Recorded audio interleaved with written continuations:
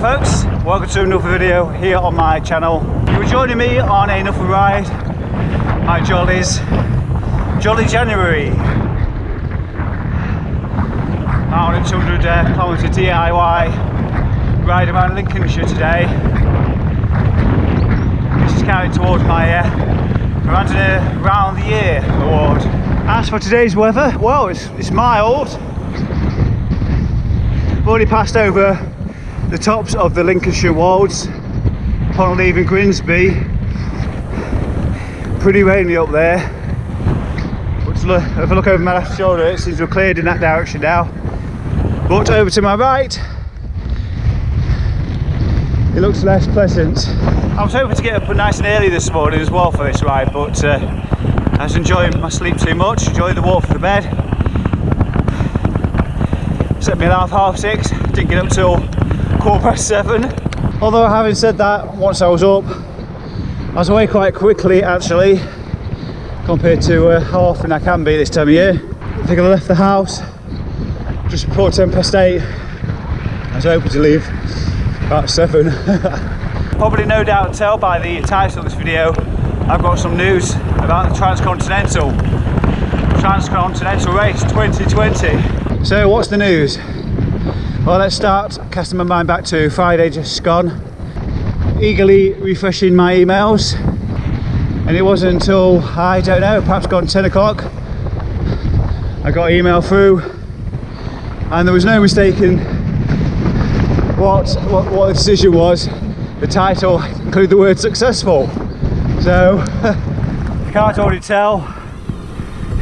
It's a little bit further up the road, probably about 10 kilometres up the road. It's just been actually throwing it down, so I turned the camera off and just focused on the ride. So what was I saying? Transcontinental Race. I'm in. Wow. Got loads to sort out. Loads of strategy, loads of preparation, things to buy, routing, contingency plans, logistics. Oh, these are just headings. Now let me just tell you a little bit more about this ride. It's 200 kilometres, as you see, it's the one I'm coming into now. So not far from the village of Rugby, the market town in the middle of the county of Lincolnshire. The first stop today will be in Woodhall Spa. Woodhall Spa is perhaps about 25k up the road, not far. When I say the road, there's also a little bit of a cycle path between Bardney and, well, Woodhall Spa, Water Railway, the Lincoln to Boston Water Railway.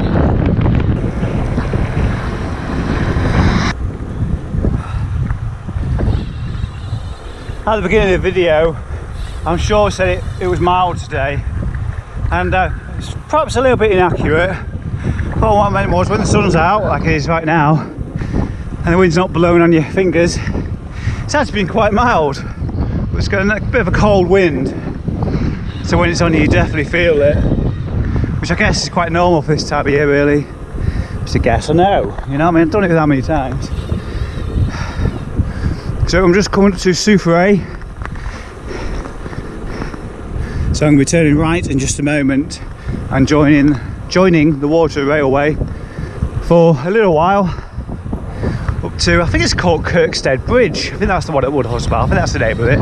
So I've just gone past Soufrier Woods on my right. I'm just hoping that the waterway itself is not flooded and it's not literally a waterway, because I know part of it has flooded further up between Bardney and Lincoln. I don't know about this direction. Hopefully it'll be okay. One way to find out. So earlier on I mentioned this was actually, in fact, called the Lincoln to Boston Water Railway. So what I've got planned, I think it's either next month or March, is a 200 kilometre DIY, which is I think it's March actually. Yeah, it's 150 of it. It's on a cycle path. I'm joining two together, the NCN 64 between Nottinghamshire, the edge of Nottinghamshire, and city centre of Lincoln, and joining that onto the Water Railway as well, assuming the flooding's gone. 150k in the bag, just like that. Right guys, So 150k if I join those two cycle paths together. And it's all light gravel, nice to ride, so I think I'm going to do that. Success, all good so far, it's not flooded. Because the water is literally just over there. It's going to literally take all winter to dry up, I think. Of course we haven't even had the cold weather yet, not had any snow, assuming we're getting it, that is. It's been a funny old year, hasn't it? A really hot summer, really wet autumn. Kind of a backwind at the moment. It's beautiful, I'm hardly pedalling. So if you're new to my channel, this is my bike. It's the Cube Agri Pro C62. Which I bought back in February 2018. I hate to think how many thousands of kilometres I've already done on it. Did nearly 21,000 kilometres in 2019 alone. In fact, I did 20,999 kilometres. However, in 2020, doing the TCR, I'm going to be looking for a new bike, titanium, is what my preferring. I'm going to take a trip out to Alpkit to look at their Sunday range of bikes at some point this winter. And if you keep on watching my channel, I'll no doubt take my camera with me as well. I have yet to look at any of their bikes apart from what's on the website. I'm torn between a Camino and a Calibri. I think I'm pronouncing it right. Not long ago, left the spa town of Woodall Spa. Stopped at the Archer's Coffee House. Had an Americano and a bacon sandwich. Not a bacon sandwich, a sausage sandwich. Woodall Spa is also home to a very unique cinema, the Kinema in the Woods. It's one of these old-fashioned cinemas, really. Never been to it, but I've heard a lot about it. You pay for the night, you watch a couple of programmes, they have intermissions in between, things like that. Can't tell you anything else about it, but we'll have to perhaps visit it one day to see what all the fuss is about. Kinema in the Woods, check it out sometime. It's Woodall Spa. A little bit up the road from where I am right now is Coningsby, joined at the hip by Tattershall, which some people might know if they've ever visited Lincolnshire. It's a very popular place. It has a castle, big caravan park. A lot of people come here for the holidays in the summertime. It's just up the road. So the Transcontinental. It's a 4,000 kilometre ride plus 40,000 metres climbing or thereabouts, because there is no definite route. You have to visit places along the way, join them up. So I've got to claim my own route between now and the ride. It's all going to take time, many hours. Checking Street View, Komoot, lots of different resources online. You won't know, I won't know until I go to these places exactly what the weather condition and the travel levels are going to be. Yeah, so it's all going to be very interesting. I've got to thank my lucky stars that I've even got selected. There was about 600 people that applied this year, and based on rider numbers of previous years, it's about 250 applications, 250 riders that will have been selected for the 2020 edition, TCR number 8. It goes without saying the biggest part of doing the TCR will be training, what I'm going to be doing between now and the beginning of the race. I have got a certain few targets in mind. I will be doing my simple rounding series, continuing to do that, so increasing on distance. But based on a couple of years, there we go, a bit of history. 2018 was discovering audax, getting fitter, going longer distance on the flat. Last year, 2019, It's about doing all that again, but getting fitter on the hills and things like that. So one thing at a time. 2020 will be about getting faster on the bike and be less fluffy,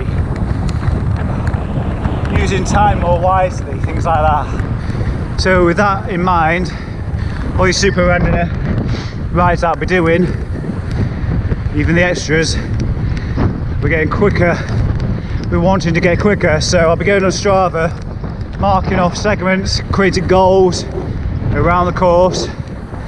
So as I'm riding, I'll keep getting me wahoo flashing at me, say go go go, try and beat PBs, set myself a few of those around each course, not overkill, just every now and again to signal for me to go fast.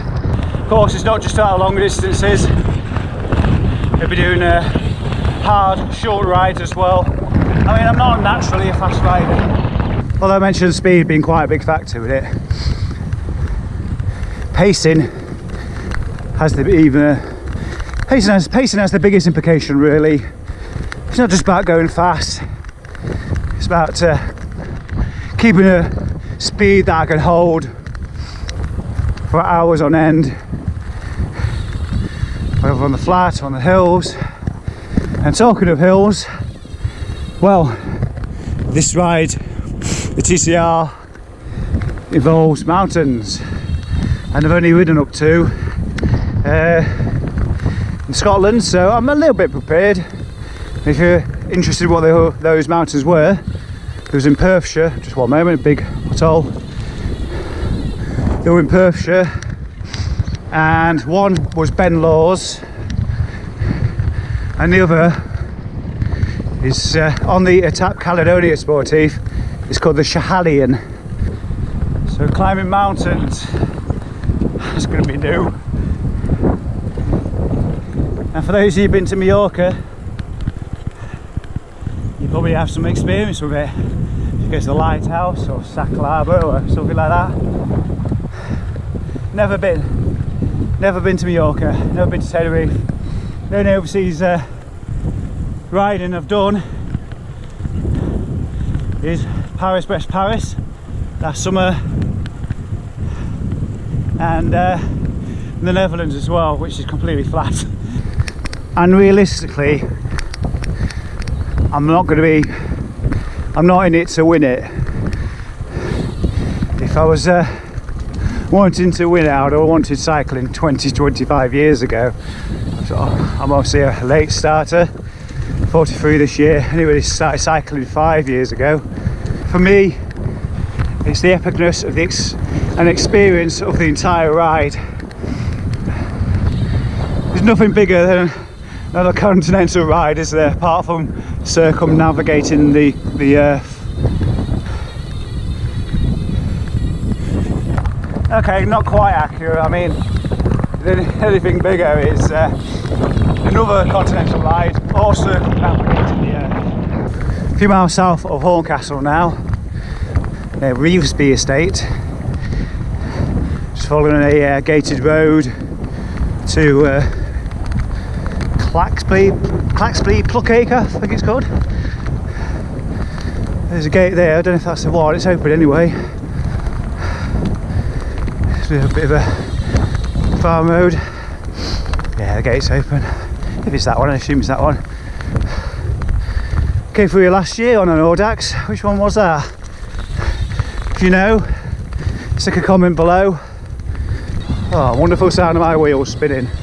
Oh, I can't get enough of it. Look at that for rolling countryside.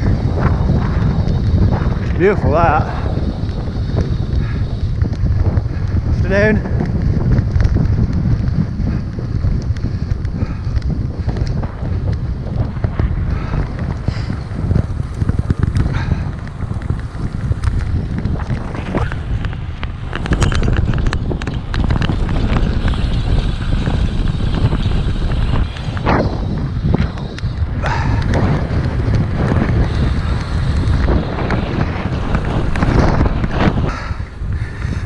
the sky now, it's beautiful.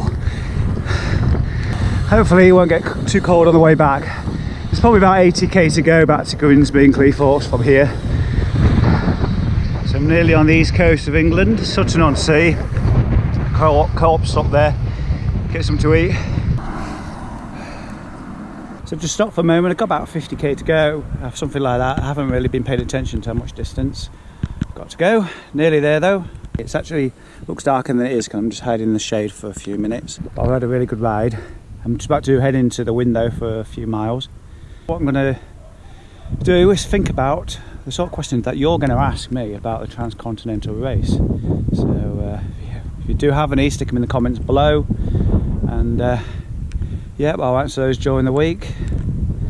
Right, best keep moving because I'm trying to do this really quickly. I don't want to be riding too much in the dark at this time of year. I'm trying to be swift as well. My pace is currently 26.5 kilometers an hour.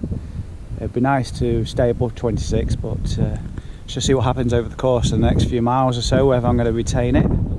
It will drop, I'm for sure. I'm hopeful that once I've finished going west and start turning back north, the wind will carry me all the way home. Another bit of information about this windy section is it's out in the open. On my way through Great Carton at the moment. I'm going to stop at Manby at the traffic lights. There's another co-op. Just grab some liquid, probably water. Cheapest water I can find. That's hard work. I'm struggling to stay above 20 kilometers an hour at times. Really hard. Probably the highest point of the ride, really. Well, folks, that's just about it from me. My last bit to camera. It's about 4:30, and amazingly, I'm nearly home. 2 more villages to go, so I should be at home before dark, full darkness. That is. It's quite surprising, really, because say I did leave at 8 o'clock, so I didn't faff a lot today, and I kept my pace high. So. Pleased with that. So on that note, I'm probably going to leave you, as I often do this time of year, just the light on the road carrying me home. So I hope you've enjoyed this video. Don't forget to stay tuned for some more coming up. Tell you more over the next few weeks and months, more about the Transcontinental. When I've decide upon things, strategy, logistics, and a whole host of other things. Anyway, hope you have a good week. For me, take care. I'll see you again soon. Bye bye.